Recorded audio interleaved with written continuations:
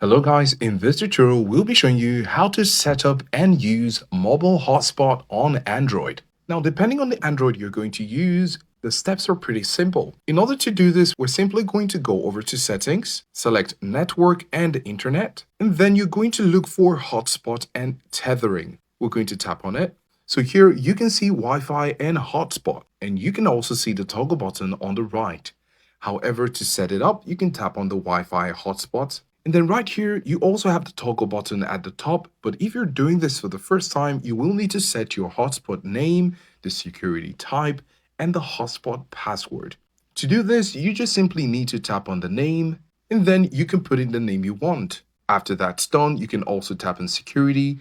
Make sure to select WPA2 Personal. This is usually a strong security network, but there are other options you could pick. After that's done, you can also tap on Hotspot Password.